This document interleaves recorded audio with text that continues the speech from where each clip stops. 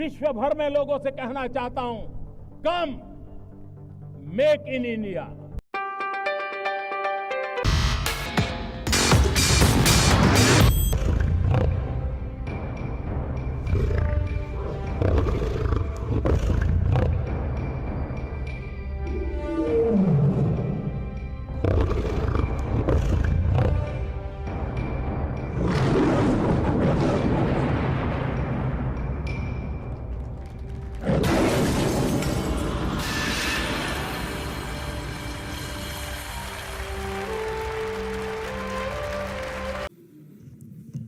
आप सभी का स्वागत है, अभिनंदन, नमस्कार। मणिशंकर अय्यर जी फिर से प्रकट हुए हैं। उन्होंने किताब लिखा है, अय्यर की आत्मकथा।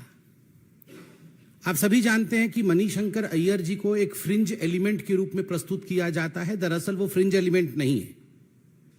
गांधी परिवार के सबसे निकटतम व्यक्तियों में से अगर कोई व्यक्ति है, कोई राजनेता है, और आज से नहीं, शुरू से ही कोई व्यक्ति है, तो उनका नाम है मणिशंकर अय्यर। यह कहना अतिशयोक्ति नहीं होगा कि वो गांधी राज परिवार के मुकुटमणि हैं। गांधी परिवार का जो मुकुट है, उनमें जो सर्वोच्च चमकता हुआ मणि है, वो मणिशंकर अय्यर जी है। तो स्वाभाविक रूप से अगर कोई आत्मकथा मणिशंकर अय्यर जी की लिखी गई है और कोई स्टेटमेंट मणिशंकर अय्यर जी देते हैं, तो वो केवल मणिशंकर अय्यर जी का स्टेटमेंट है या उन्हीं के भाव हैं, ऐसा नहीं है। जिह्वा मणिशंकर अय्यर की है, विचार गांधी परिवार के। One should be extremely clear, whatever Manishankar Ayyar ji writes, speaks and projects, the pen and the tongue may be of Manishankar Ayyar, but the ideas and the objectives are the Gandhi family. He represents the Gandhi family as none other. बंधुगण, जब भी ये चुनाव आते हैं, चुनाव से ठीक पहले गांधी परिवार अपने एक प्रॉक्सी मणिशंकर अय्यर के माध्यम से कुछ स्टेटमेंट्स रखवाते हैं, और ये जो मुकुटमणि है वो चमकता है। 2014 से पहले याद करिए, ये वही मणिशंकर अय्यर है जिन्होंने नाक भौं सिकोड़ करके नरेंद्र मोदी जी की तरफ देखते हुए कहा था कि नरेंद्र मोदी जी देश के प्रधानमंत्री कभी भी नहीं बन सकता। बन सकते भी नहीं बोला, बन सकता। मोदी कभी भी देश का प्रधानमंत्री नहीं बन सकता। ज्यादा से ज्यादा अगर वो चाहे तो आके जो प्लेनरी सेशन और जो कांग्रेस का सम्मेलन हो रहा है दिल्ली में, उसके बाहर टेंट लगा करके चाय बेचने का काम करे। नतीजा आप सबको पता है। देश की जनता ने नरेंद्र मोदी जी को, भारतीय जनता पार्टी और एनडीए को थंपिंग मेजॉरिटी के साथ सरकार बनाया। 2019 के चुनाव से पहले गांधी परिवार के मुकुटमणि मणिशंकर अय्यर, उन्होंने फिर से कहा था, और उस बार पाकिस्तान में जाकर कहा था कि मोदी को हराना होगा, मोदी को हराना होगा, मोदी को हटाना होगा। ये वही मणिशंकर अय्यर है जिन्होंने 2019 के चुनाव से पहले घोषणा की थी और जिस प्रकार के भाषा का प्रयोग किया था और कहा था कि नरेंद्र मोदी एक नीच आदमी है। देश के तमाम लोग आश्चर्यचकित रह गए थे कि आखिर गांधी परिवार के सबसे नजदीकी व्यक्ति इस प्रकार के शब्दों का प्रयोग प्रधानमंत्री के लिए कैसे कर सकते हैं। उसका भी नतीजा आपने देखा था। लोगों ने इस प्रकार के घमंड से भरे स्टेटमेंट्स और इस प्रकार घमंड से भरे नेताओं का हश्र क्या किया। 2024 का चुनाव आ रहा है, मुकुटमणि फिर से चमके।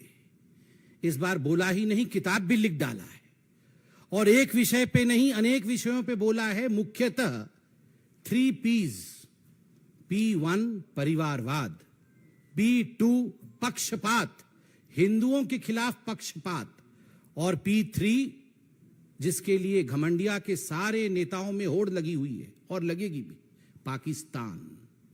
परिवारवाद, पक्षपात और पाकिस्तान, इन तीनों विषयों पर, और ये 3 विषय, ये जो घमंडिया अलायंस है, ये 3 विषय इस घमंडिया अलायंस के सबसे फेवरेट विषय हैं।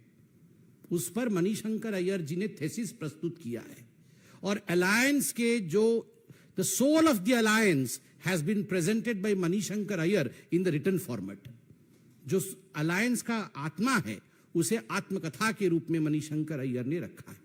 परिवारवाद, आप देखिए, परिवारवाद को लेकर पीवी नरसिम्हा राव जो कांग्रेस के ही प्रधानमंत्री रहे, उनके लिए जिस प्रकार के शब्दों का प्रयोग किया गया है, यह स्पष्ट रूप से दिखाता है कि गांधी परिवार के प्रवक्ता गांधी परिवार से बाहर कोई और व्यक्ति देश का प्रधानमंत्री बन जाए, चाहे वो कांग्रेसी ही क्यों ना हो, इस विषय को सह नहीं सकते, कदाचित सह नहीं सकते हैं। और मैं याद दिला दूं, पीवी नरसिम्हा राव जी वो व्यक्ति थे जो थे कांग्रेस के, मगर गांधी परिवार के नहीं थे, और गांधी परिवार से बाहर कांग्रेस के वो प्रथम व्यक्ति थे जिन्होंने 5 वर्ष के कालखंड को बतौर प्रधानमंत्री पहली बार पूरा किया बगैर गांधी परिवार के होते हुए। यह गांधी परिवार कभी सह नहीं सकती थी। इसलिए मणिशंकर अय्यर द्वारा बुलवाया गया कि पीवी नरसिम्हा राव ये तो भारतीय जनता पार्टी के, ये तो कांग्रेस के ही नहीं। आप समझिए, जब सोनिया गांधी जी ने पीवी नरसिम्हा राव के मृत शरीर को कांग्रेस के मुख्यालय के अंदर आने से इनकार किया था, उसके पीछे के भाव को आज अनेकों वर्षों बाद मणिशंकर अय्यर जी ने जस का तस किताब और अपने आत्मकथा और उसके बाद अपने प्रेस वार्ता में प्रेजेंट किया है, उसे रखा है। आश्चर्य लगता है कि ये वही मणिशंकर अय्यर है जो परिवारवाद में इतने अंधे हैं कि जब राहुल गांधी जी की ताजपोशी हो रही थी और मीडिया बंधु आप सब ने जाके उनसे पूछा था कि ये तो परिवारवाद है, इलेक्शन नहीं होगा क्या, तो उन्होंने कहा था, अरे जब शाहजहां के बाद औरंगजेब बन गया था तो कौन सा इलेक्शन हुआ था, औरंगजेब तो आराम से बन गए थे, तो अब राहुल गांधी बन गए तो कौन सी बड़ी बात है। तो परिवारवाद के इतने बड़े भक्त हैं, स्वाभाविक रूप से आज नरसिम्हा राव जी के लिए इस प्रकार के शब्दों का प्रयोग कर रहे हैं। पक्षपात, हिंदुओं के खिलाफ पक्षपात, यह ना केवल कांग्रेस अपितु ये जो घमंडिया अलायंस है इसका एक बेसलाइन है। और चुनाव से पहले ठीक इस पक्षपात को मणिशंकर अय्यर जी को एक फ्रिंज के रूप में प्रस्तुत करके इस विषय को रखने का प्रयास किया गया है। वो फ्रिंज नहीं है, मैं बार बार याद दिला रहा हूं। और ये किताब का भी आना ये महज एक कोइंसिडेंस नहीं, बहुत सोच समझ करके अलायंस के विचारधाराओं को थेसिस के रूप में प्रस्तुत किया है मणिशंकर अय्यर जी ने। और इस किताब में वो लिखते हैं, भव्य राम मंदिर का निर्माण चल रहा है, देश की जनता शांतिप्रिय तरीके से इस विषय को उन्होंने ग्रहण किया। माननीय प्रधानमंत्री, यशस्वी प्रधानमंत्री नरेंद्र मोदी जी ने उद्घाटन किया, शिलान्यास किया, एक इतिहास रचने जा रहा है। और उस समय यह कहना कि मैं तो बाबरी मस्जिद का पक्षधर हूं, ये मैं तो बाबरी मस्जिद का पक्षधर हूं, ये मैं नहीं है, ये घमंडिया अलायंस है, ये कांग्रेस पार्टी की मूल विचारधारा है। This is the ideology of the घमंडिया alliance, this is the basic ideology of the Congress party which has been presented through Manishankar Aiyar today. आप सोचिए, ये वही मणिशंकर अय्यर है जिन्होंने 2019 के चुनाव से पहले राम मंदिर का विषय जब कोर्ट में चल रहा था तब उन्होंने कहा था कि अयोध्या के महल में तो 10,000 कमरे थे, क्या भारतीय जनता पार्टी या हिंदू ये प्रूव कर सकते हैं कि किस कमरे में भगवान राम का जन्म हुआ था। इस प्रकार के घृणित शब्दों का प्रयोग करने वाले व्यक्ति ने आज फिर से हिंदुओं के भावनाओं के ऊपर पक्षपाती रूप से कुठाराघात करने का काम किया है। इसलिए ये परिवारवाद और पक्षपात, और जो तीसरा पी है पाकिस्तान, उसके बिना तो ये मणिशंकर अय्यर जी या कांग्रेस पार्टी जी ही नहीं सकती है। अगर पाकिस्तान परेशान हो, पाकिस्तान के ऊपर आफत आ जाए, पाकिस्तान के ऊपर सर्जिकल स्ट्राइक हो जाए, एयर स्ट्राइक हो जाए, बाण लगता वहां है, छटपटाहट होती यहां है। मुझे बड़ा आश्चर्य हुआ, कल का दिन कितना बड़ा दिन था। आप सोच के देखिए, हिंदुस्तान ने पूरे विश्व में एक कीर्तिमान स्थापित किया, चंद्रयान साउथ पोल में लैंड कर रहा है। ठीक उसी समय एक प्रेस वार्ता आता है मणिशंकर अय्यर का और वो कहते हैं कोट अनकोट, भारत कभी विश्व गुरु नहीं बन सकता क्योंकि भारत पाकिस्तान को नजरअंदाज कर रहा है। अगर भारत अपने पश्चिम के नेबर के साथ शांति स्थापित नहीं कर सकता, अगर भारत पाकिस्तान से बातचीत नहीं कर सकता, तो भारत कभी विश्व को रास्ता नहीं दिखा सकता, भारत कभी विश्व के राह को आगे से लीड नहीं कर सकता है। मणिशंकर अय्यर जी, राहुल गांधी जी, सोनिया जी, कान खोल के सुन लीजिए। चाहे आप कितना भी भारत के लिए बद्दुआ दे दे, India has already proved its mettle. Bharatvarsh ने अपने हजारों वर्ष की तपस्या के कारण, भारतीयों के परिश्रम के कारण आज हिंदुस्तान ने, भारतवर्ष ने एक नए कीर्तिमान को स्थापित किया है। इसलिए आपका यह कहना कि भारतवर्ष कभी नंबर 1 नहीं बन सकता है, यह गलत है। पाकिस्तान, पाकिस्तान, पाकिस्तान। सर्जिकल स्ट्राइक के विषय में लिखा है कि मोदी जी सर्जिकल स्ट्राइक तो कर सकते हैं मगर पाकिस्तान से बातचीत नहीं कर सकते हैं। इससे पहले जब हमारे प्रधानमंत्री थे, हम बातचीत कर रहे थे। बड़े स्पष्ट रूप से भारत ने कहा है, नरेंद्र मोदी जी की सरकार ने स्पष्ट रूप से कहा है, talks and terror can never move together. आतंकवाद और बातचीत कभी साथ साथ नहीं चल सकती है। इसलिए सोनिया जी, राहुल जी, खड़गे जी और आपके प्रवक्ता मणिशंकर अय्यर जी, इस बात को स्पष्ट रूप से सुन लीजिए। Zero tolerance for terrorism. Narendra Modi ji ने स्पष्ट रूप से कहा है, आतंकवाद को सहेंगे नहीं, आंख मिला के बात करेंगे, झुका के नहीं। आप लोगों ने आंख झुका करके देश को झुकाने का काम किया था। आंख मिला करके नरेंद्र मोदी जी बात कर रहे हैं, जस को तस जवाब दिया जा रहा है। इसलिए जिस प्रकार की वार्ता आपकी पाकिस्तान को लेकर आ रही है, यह निंदाजनक है। मैं इतना ही कहूंगा, यह आत्मकथा केवल मणिशंकर अय्यर की नहीं है, यह थीसिस घमंडिया अलायंस की और ये गांधी परिवार के विचार है। बहुत बहुत धन्यवाद। कोई प्रश्न हो तो अवश्य पूछें। Yes Mohit.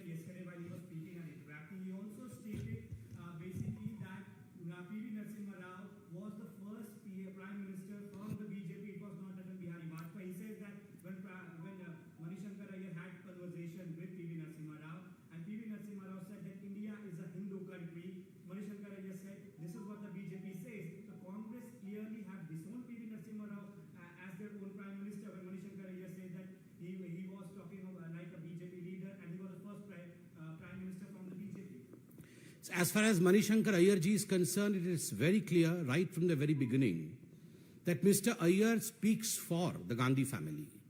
He is the spokesperson of the Gandhi family.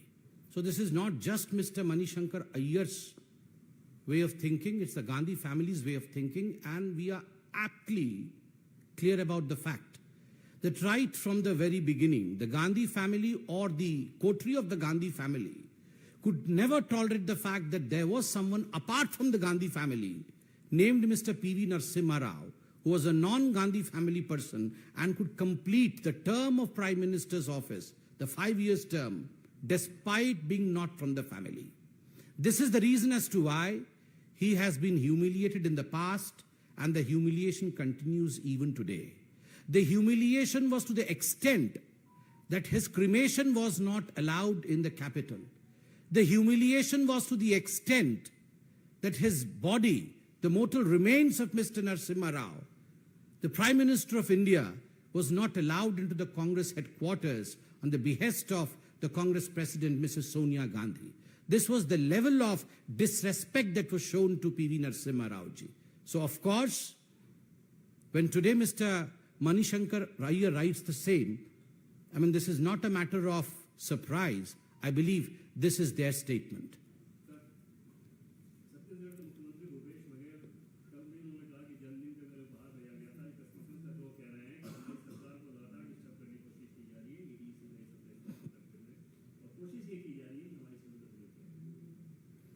जहां तक छत्तीसगढ़ की सरकार है और उनकी छवि है, छवि को धूमिल करने के लिए हमारी आवश्यकता नहीं। जिस प्रकार के बड़े बड़े घोटाले, घोटालों की दुकान, घोटालों की मंडली छत्तीसगढ़ की सरकार ने खोला हुआ है और उसका फ्रेंचाइजी भी बांटा हुआ है। हेडक्वार्टर तो है ही कहां, आप जानते हैं, उसके फ्रेंचाइजी भी है। तो स्वाभाविक रूप से जब इस प्रकार से भ्रष्टाचार के दुकान खुलेंगे, घोटाले होंगे, चाहे वो सट्टा के घोटाले हों या वो शराब के घोटाले हों, चाहे वो कोयला के घोटाले हों, तो स्वाभाविक रूप से छींट उनके ऊपर पड़ेंगे। और जब पेड किया है ब्राइब, तो होंगे ही रेड। रेड तो होंगे ही, रेड क्यों नहीं होंगे? वो जमाना लद गया, वो जमाना बदल गया है जब आपको लगता था कि भ्रष्टाचार हमारा जन्मसिद्ध अधिकार है। आप बताइए, आपने चार्जशीट देखा है कि नहीं मुझे पता नहीं, आप बताइए, जिन लोगों ने चार्जशीट पढ़ा होगा, ये लगभग 37 पेजेस का चार्जशीट है। इस चार्जशीट में स्पष्ट रूप से कहा गया है एएसआई चंद्रभूषण वर्मा, ये चंद्रभूषण वर्मा जो एएसआई है, पुलिस का एक अधिकारी है, 65 करोड़ रुपए का लेन देन वो खुद स्वीकार करता है। और वो स्वीकार करते हुए रवि उप्पल जी का नाम लेता है। कौन है ये रवि उप्पल? और बाकी जिनका नाम लेता है विनोद शर्मा। कौन है ये विनोद शर्मा? ये मुख्यमंत्री के खुद के लोग। जब उनका नाम चार्जशीट में आता है और खुद ये कन्फेशन स्टेटमेंट में लिया गया है, तो आपको क्या लगता है इस पर किसी प्रकार की कार्यवाही नहीं होनी चाहिए? केवल इतना ही नहीं, कोयला घोटाला लगभग 540 करोड़ रुपए का, उसमें उप सचिव सौम्या चौरासिया का क्या रोल था? कि आज सौम्या चौरासिया, जिसके घर से नोटों के बंडल निकले थे और नोटों के बंडल को आप सभी बंधुओं ने दिखाया था टीवी में भी, क्या जब घर से नोटों के बंडल निकलेंगे तो उस पर कोई कार्यवाही नहीं हो? कौन सुपर सीएम कौन था? ये सौम्या चौरासिया कौन थी जो जेल के अंदर है? और कौन कौन से कांग्रेस के कार्यकर्ता आज जेल के अंदर है, ये आप भी जानते हैं। तो स्वाभाविक रूप से जब ऐसी कार्यवाही होगी, इस प्रकार का भ्रष्टाचार होगा, तो सख्त कार्यवाही होगी।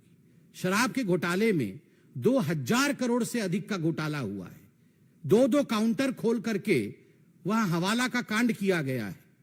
तो स्वाभाविक रूप से कार्यवाही तो होगी, इसमें किसी को एपोलोजेटिक होने की जरूरत नहीं है। बिल्कुल सीना ठोक के कहना चाहिए, अगर जनता को लूटोगे, देश के पैसे का इस प्रकार से आप लूट खसोट मचाओगे, तो जनता के पैसे को बचाने के लिए एजेंसीज अपना काम करेगी। आप सबका ले लेंगे।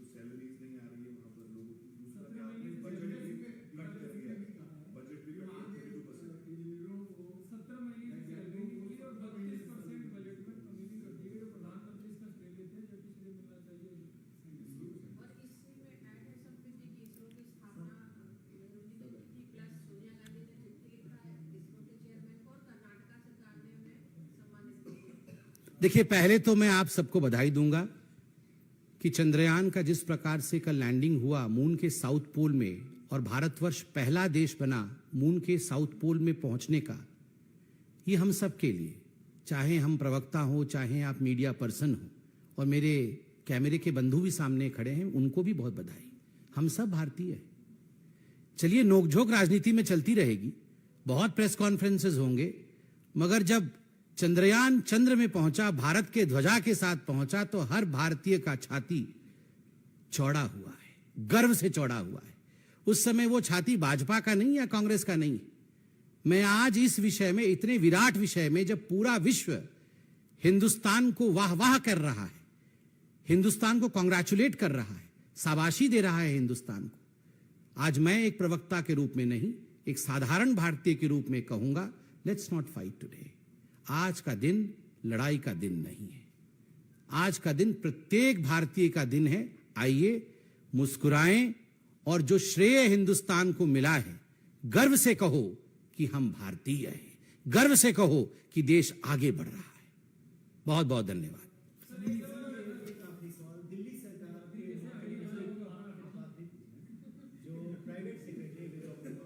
विजिलेंस डिपार्टमेंट ने ये कहा है कि जो उनको आवास अलॉट किया गया वो टाइप 6 है, वो इसके लिए एलिजिबल है, इसका अलॉटमेंट तुरंत कैंसिल किया। अब माफ करिएगा, मैं मुझे ये विषय पर, दिल्ली सरकार की रोज की लड़ाई होती है कि इसको कौन सा घर अलॉट हुआ है, पानी कितना आ रहा है, वो सारे विषय में वो मोदी जी के खिलाफ कहते रहते हैं।